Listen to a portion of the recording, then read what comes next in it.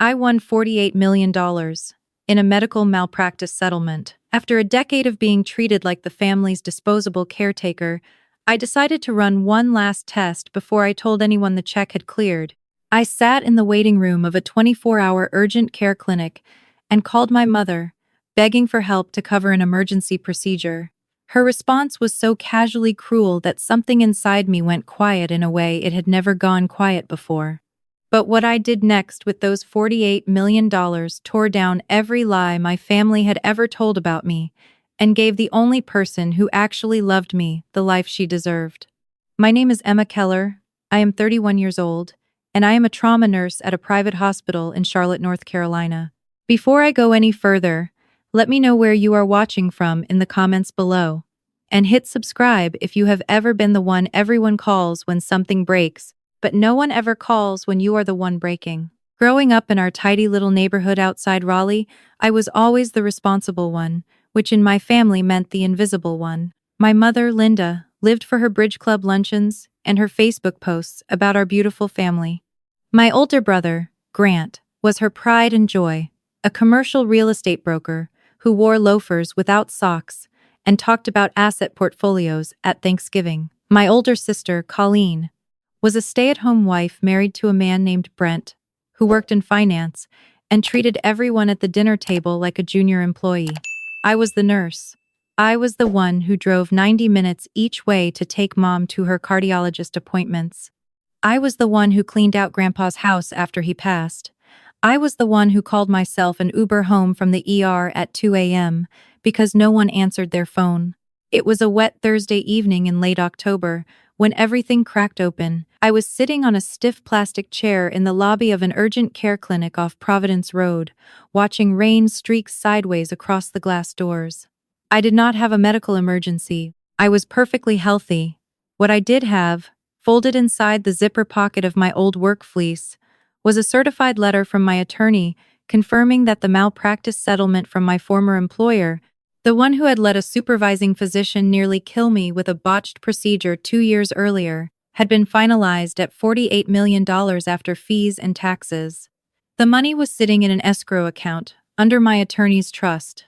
I had not told a single person, not my mother, not my siblings, not even the people at work, before I claimed $1 of it, before I hired a financial planner, or bought so much as a new pair of shoes.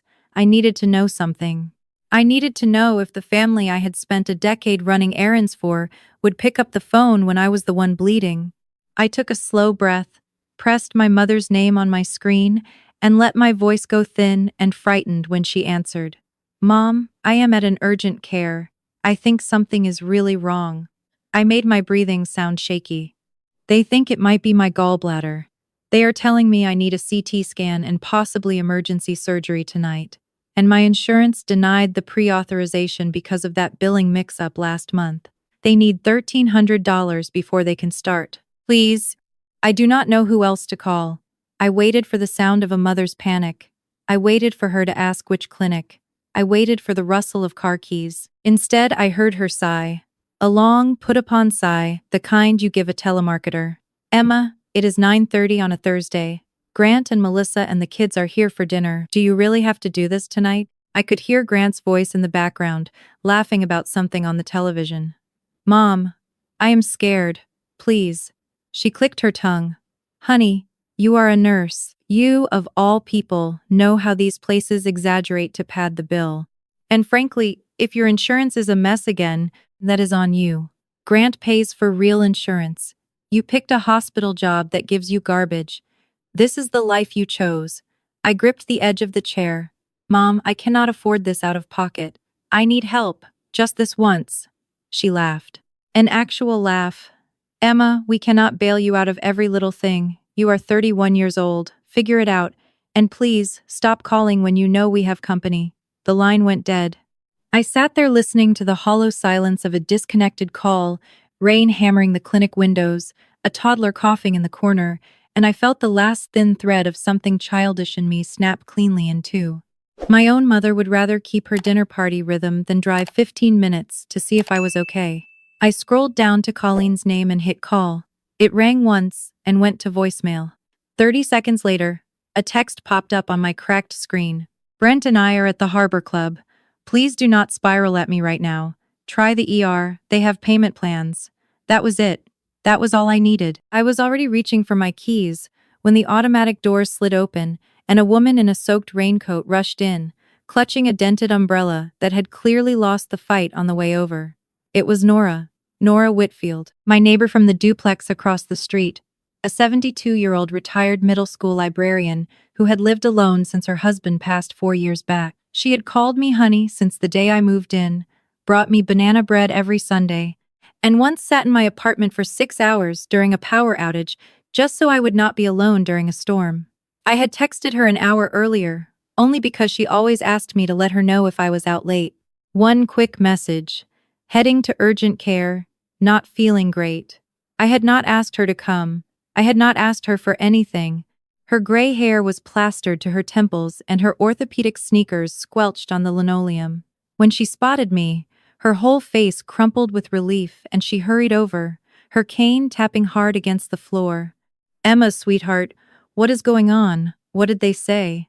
She dropped into the seat beside me, breathless, her hands trembling from cold and worry. I drove as fast as I could. The on-ramp was flooded, so I went the back way through Matthews. I stared at her. Nora did not drive after dark. Nora had told me 6 months ago that her night vision was getting bad and she was trying to stop, but there she was, 72 years old, water running out of her sleeves, eyes wet with actual concern. Before I could say anything, she fumbled with the stuck zipper on her raincoat and pulled out a worn leather billfold. I did not know how much they needed, but I went by the ATM on Queens Road and took out every dollar my checking would let me pull. There is $420 in there, and I have my debit card, and my Social Security went in this morning, so they can run anything up to about $1,800. Do you hear me? You tell them to run the whole thing, Emma. Do not you dare worry about paying me back. She pressed the billfold into my hand so hard that her knuckles went white. Her fingers were ice. Her hearing aid was slipping out of her left ear. I looked down at that soft leather wallet, at the crumpled 20s and 10s she had organized by denomination because of course she had, and I felt something inside my chest split completely open. Nora, I said, and my voice did not have to be fake anymore. It was shaking on its own. Why are you bringing me $1,800? That is almost your whole monthly check. She waved her hand like it was nothing. Oh, honey, I get by. Robert left me the house free and clear, and I eat like a bird. What I have is yours. I am not about to sit in my kitchen and wonder if you are alive. She tried to smile. You know I do not have anyone else. You check on me every single morning through that window, Emma. I see that light you flash me, so I know you are up. You are my person. Of course I came. I watched this woman, who walked with a cane, who had driven through a storm at night with deteriorating vision, who had emptied her Social Security check for a neighbor she was not related to by a single drop of blood. And I thought about my own mother, telling me to figure it out, because the grandkids were over for dinner. I curled Nora's cold fingers back around her billfold and held them there. Nora, listen to me very carefully. The nurse just came out right before you walked in. The insurance rep got through. The pre-auth came back approved. It was a clerical error on their end. I do not need the money. I do not need a single dollar of it. But I am never, ever going to forget that you came. Now you are going to let me drive you home in my car, and we are going to come back for yours tomorrow when it is light, because I am not putting you back on that road tonight. She argued for about 30 seconds, in the sweet, stubborn way of a woman who has been taking care of herself for 50 years. Then she let me take her hand and walk her out under my coat. I buckled her into my passenger seat like she was made of paper. I watched her porch light click off after she got safely inside. I drove 3 blocks, pulled over in an empty church parking lot, turned off the engine, and let myself shake. Then I opened the glove box, pulled out the certified letter, and read the number on it until my hand stopped shaking and started moving with purpose instead. $48 million. My mother thought my whole life could be summed up by the word figure. Figure it out. Figure out your insurance. Figure out your job. Figure out why nobody ever has time for you. I was done figuring. For 10 years, I had been the family's ATM of labor. The one who drove, who lifted, who showed up, who bit her tongue. Tonight, My own mother and my own sister had made it clear they would rather let me rot in a clinic chair than interrupt their evening. Meanwhile, my brother Grant had been in that dining room eating pot roast while his little sister called for help. And somewhere out there, behind Colleen's Instagram perfect marriage, I was certain there were cracks that my family's polished image kept hidden. I had a nurse's instinct for rot under clean sheets. I opened a browser on my phone and searched for the top asset protection and forensic accounting firms in Charlotte. I bypassed the billboard lawyers. I found a senior partner at a downtown firm who specialized in high net worth anonymity, blind trusts, and what is politely called adversarial estate recovery. I sent him a single encrypted email. My name is Emma Keller. I am the sole beneficiary of a $48 million malpractice settlement. I want the funds claimed through an anonymous holding company. I also want a complete, quiet forensic investigation of 3 individuals in my family: Linda Keller, Grant Keller, and Colleen Keller Donovan. Budget is not a concern. Discretion is everything. My sister's wedding anniversary party is in 4 weeks. That is my deadline. I drove home. I walked past my own front door, crossed the lawn, and stood under Nora's porch light until I saw her shuffle past the kitchen window in her robe. Then I went home to plan a war. 4 weeks to the day, I pulled my old Honda into the gravel lot behind my sister Colleen's rented event barn in Waxhaw. She and Brent were celebrating 10 years of marriage with what my mother called a simple little dinner and what was actually a catered 100-person affair with a string quartet. I wore the oldest sweater I owned, a faded cardigan from Target, and scuffed flats. I wanted every single one of them to see exactly what they expected to see. I walked in through the side door, and my mother's face did its familiar performance, a quick welcoming smile for the other guests, then a slow downward sweep of disappointment meant only for me. Emma, honey, really? You could not have put on something. Never mind. Go help in the kitchen. Brent's sister-in-law is drowning in there. Brent's sister-in-law was a quiet woman named Priya, a pediatric ICU nurse I had met twice at holiday parties. She was married to Brent's younger brother Wes, and she was standing in the catering kitchen alone, plating appetizers while her mascara ran. When she saw me, she straightened up and wiped her face fast, and I recognized that wipe. It was the wipe of a woman who had been crying and did not want her husband's family to see. Emma, you do not have to help, I can handle it. I tied an apron on and started plating beside her.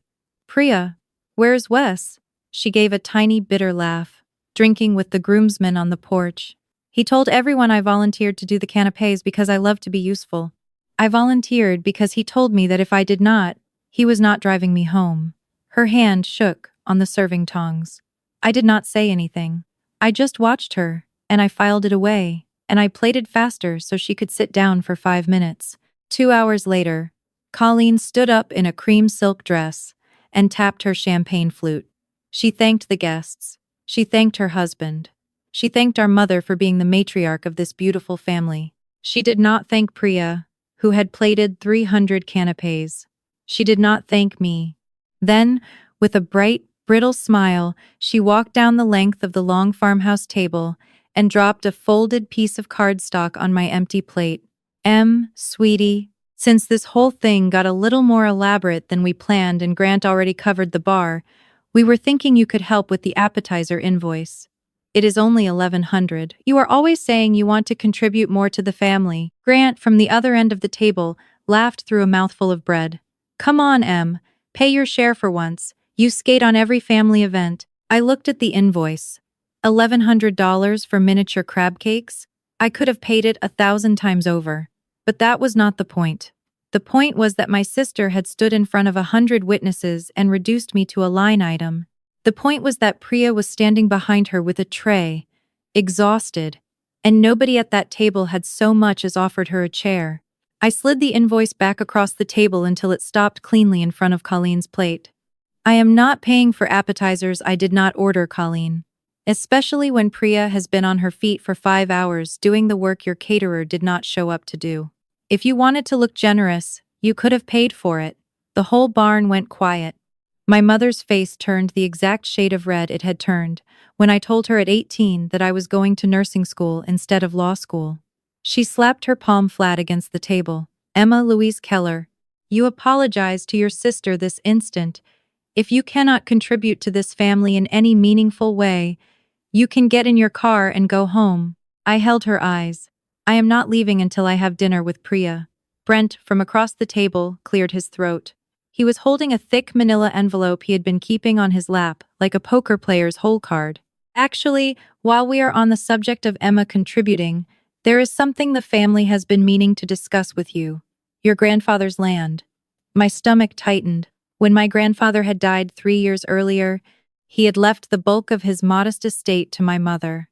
But there was one thing he had left solely to me: 40 acres of scrubby pine woods, in a rural county 2 hours east, along a stretch of highway nobody cared about.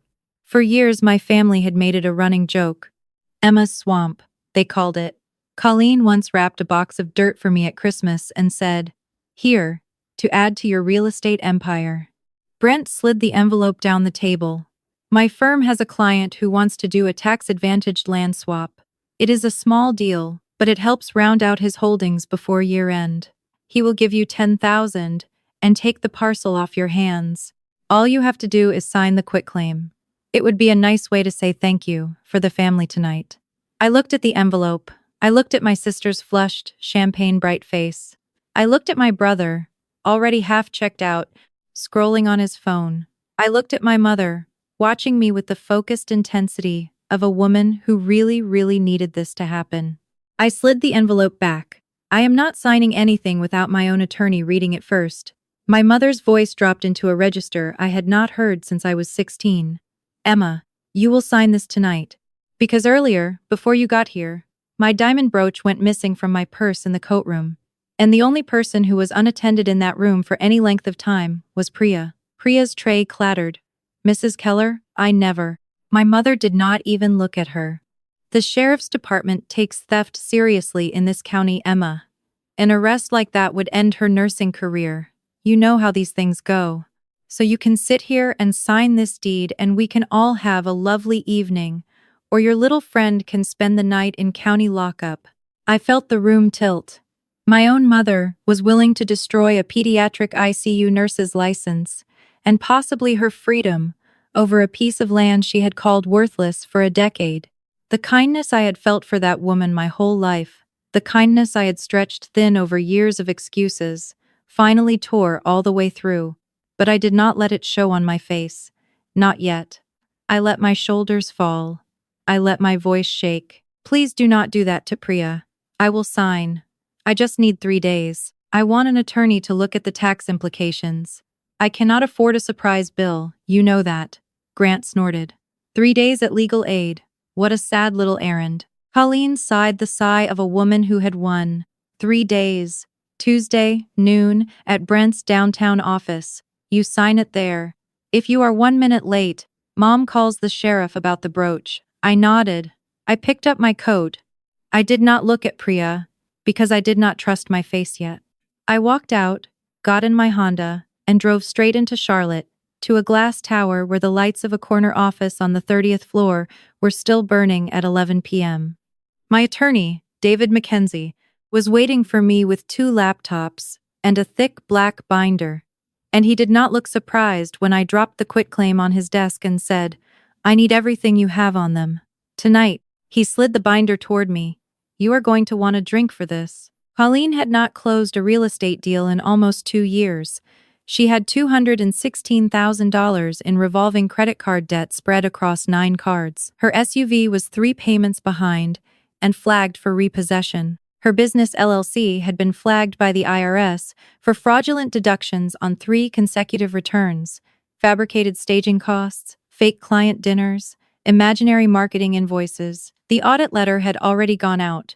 She had 45 days to produce documentation she did not have. The reason she needed my grandfather's 40 acres of useless pine woods? I flipped the page and there it was, in full color. A state-approved logistics corridor. A billion-dollar distribution hub. A Fortune 500 company had quietly offered Brent's firm $9 million in cash for that parcel, the connector strip between 2 proposed warehouse campuses. Brent had been the intermediary. Colleen had been the signature. I was supposed to be the mark. And Grant? I asked, because by then my hands had stopped shaking and started feeling very still. David opened a second binder. Grant was not a commercial broker in any meaningful sense. Grant was a sports gambler. 2 years of escalating losses on an offshore book, now spilling into a predatory lender that had put a lien, forged, against our mother's house. $480,000 of debt in her name, her signature traced from a warranty card. The lender had issued a notice of default. Mom did not know. Mom was about to lose the house she had lived in for 35 years.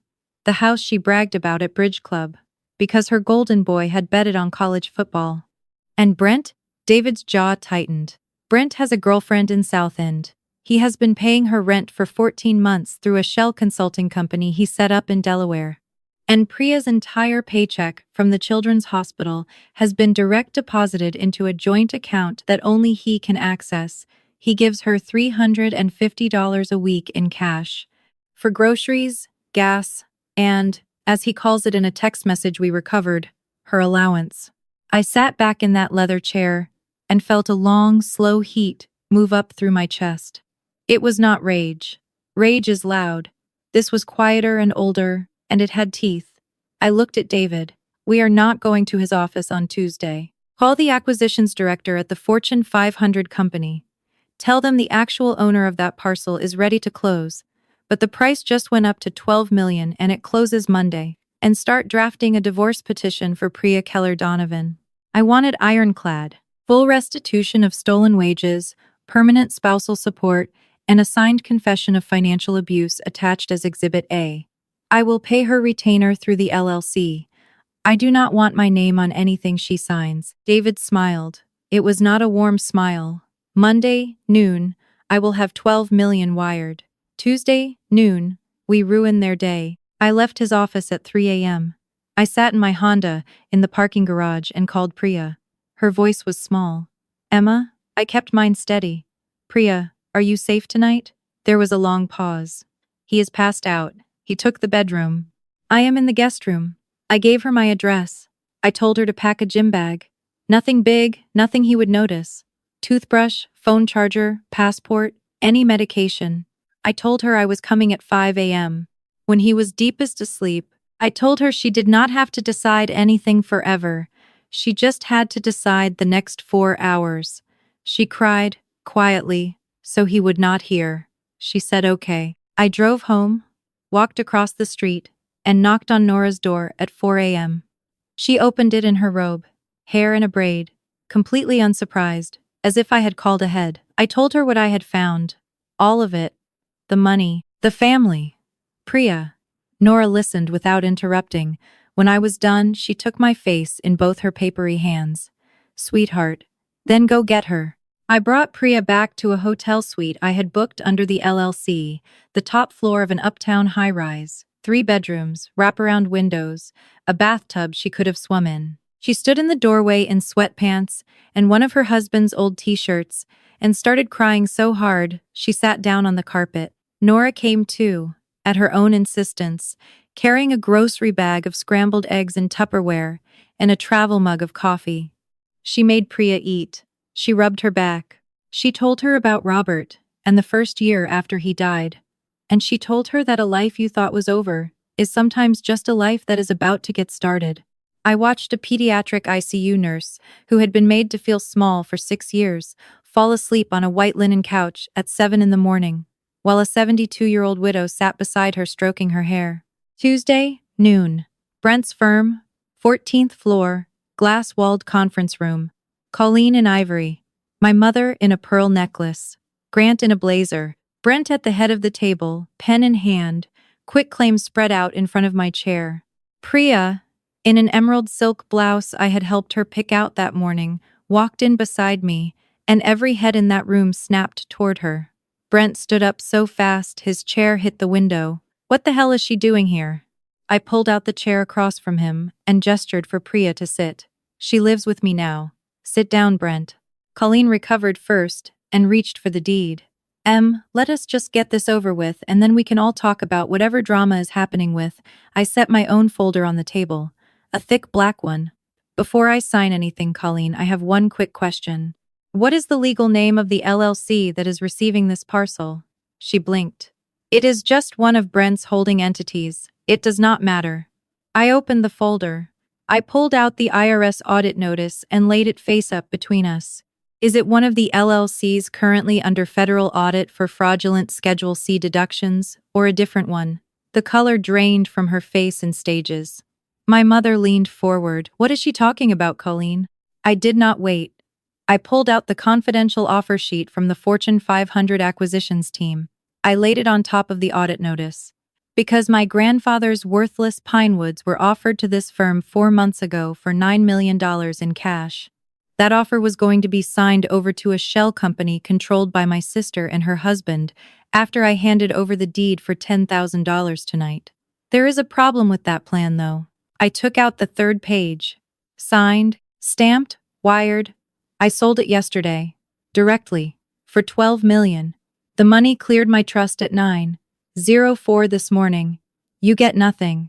Colleen made a sound like an animal hit by a car. Brent sat down so hard he nearly missed the chair. Grant laughed. Tight and thin. You think a $12 million land deal makes you the richest person at this table, Em. You are adorable. My inheritance from Mom alone. I turned to him. Grant, you have $480,000 of gambling debt. In Mom's name. On Mom's house. The lien is already filed. The default notice went out last Friday. You intercepted it from the mailbox. I have the certified copies. My mother turned to her son with her mouth open, and for the first time in my life I watched her look at him the way she had looked at me for 31 years. Grant, is this true? He could not answer. That was all the answer she needed. Brent tried to stand. Emma, whatever you think you have on me. I slid the last packet across. Photographs. Bank statements from his Delaware shell. Rent receipts for the South End apartment. Text messages. Screen capped and notarized. Exhibits A through F of the divorce petition. Priya is filing today. She is asking for full restitution of 6 years of stolen wages plus maximum spousal support. If you contest any of it, the fraud documentation goes to your firm's ethics board and to the federal district attorney. You will be disbarred before you are indicted. You have 30 seconds to sign the settlement her attorney is about to hand you. His hand shook so badly the pen slipped twice before he could hold it. Priya watched him sign without a single word. She did not gloat. She did not cry. She just watched. My mother, who had not said anything in almost a full minute, stood up slowly, clutching her purse. Emma, whatever you have done here today, this is not how this family treats each other. I am going home. I will call our lawyer. We will fix this. We are going to refinance the house. We will, Mom. I said it gently, almost kindly. You cannot refinance the house. She looked at me. What? David stepped in from the hallway and set a final folder on the table. Mrs. Keller, my name is David Mackenzie. The mortgage on your home went into default 6 weeks ago. The property was purchased at auction on Monday morning, in full, in cash, by an anonymous holding company called Restoration Holdings LLC. Her mouth moved without sound. Who? Who is that? I let the silence stretch for a long moment. Then I said, quietly, I am. She sat down, not in a chair, on the floor, slowly, like a folding chair collapsing. She reached for my sleeve, the way I had seen patients' families reach in the ER when the news was bad. Emma, honey, I did not know. I did not know about any of this. Please do not put your own mother out on the street. Please. I am sorry for what I said on the phone that night. I was distracted. I was tired. You know I love you. You are my daughter. Please. I knelt down, not to comfort her, but to make sure she heard me. Mom, you have 45 days. You can take your clothes, your photos, anything that is truly yours. You cannot take the furniture, because the furniture was bought with money Grant borrowed against your house.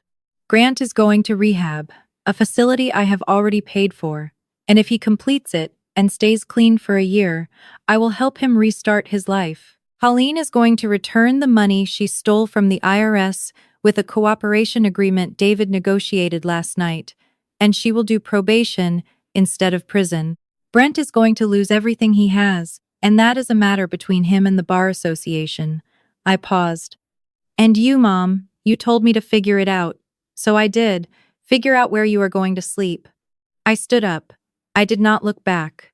Priya walked out beside me, and she was taller than she had been in 6 years.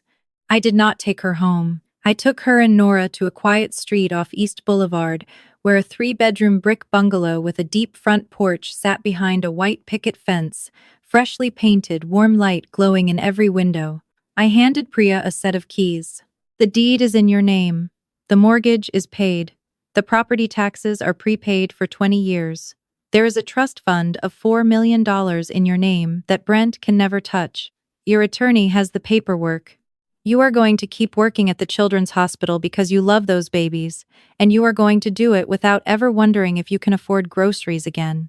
She covered her face with her hands and cried into them, and I let her, because some crying is not sadness, it is a body letting go of a weight it has carried for too long. Then I walked Nora 3 houses down, to a smaller bungalow with a wheelchair ramp already installed, a raised garden bed in the yard, and a wide kitchen with low counters. Nora, you are 72 years old, and you drove through a storm for me. You are not going back to a duplex with bad heating. This one is yours. Same street as Priya. Same street as me, because I bought the one on the corner. I am setting up a care fund, so that when the day comes, and it will come, you never have to move to a facility. A nurse will come to you. I will come to you. Priya will come to you. She did not cry. She stood in the doorway of her new kitchen, looked around once, nodded like a librarian inspecting a well-organized shelf, and said, "Robert would have liked this street." That night, the 3 of us sat on Nora's new porch with a box of grocery store pound cake and cheap white wine in mismatched glasses, and we watched the streetlights come on one by one. Priya asked me softly, "Emma, why did you do all of this? You could have just taken the money and disappeared. You could have had any life you wanted." I thought about it for a while, because my mother taught me that family is the people who share your last name, and I spent 31 years trying to earn my way into a club that did not exist. Nora taught me the truth in one night with $1,800 and a bad umbrella. Family is not who you are born to. Family is who drives through the storm. Nora reached over and squeezed my hand. Priya reached over and squeezed Nora's. We sat like that until the pound cake was gone. My mother moved into a rental apartment in a suburb she used to drive past on her way to Bridge Club, and she has not called me, though I know from mutual acquaintances that she tells people I turned on the family. Grant is 4 months sober as of last week. He sends me a text every Sunday, just 2 words. "Still here." I always reply, "Good." Colleen is working the front desk at a dental office, which is the only job that would hire her after the IRS case, and she has stopped wearing the cream silk. Brent moved to Atlanta. I do not know what Brent does now, and I do not care. Priya is the charge nurse on the pediatric ICU this year. Nora is teaching a free children's literacy class at the community center on Saturdays. I am still a trauma nurse, 3 shifts a week, because I love the work, and because money does not fix the part of you that needs to be useful to someone who actually needs you. The rest of the time, I am on my porch on a quiet street in Charlotte, next door to 2 women I would walk through fire for. If you have ever been the one everyone called but nobody called back, if you have ever sat in a waiting room alone and realized the people who were supposed to show up never would, if a stranger or a neighbor or a coworker has ever been more of a mother to you than your own mother, tell me your story in the comments below. Blood will tell you it is family. Love will show you who family actually is. And sometimes, the greatest restoration is not getting the people you were born to. It is finally letting yourself be raised by the people who chose you.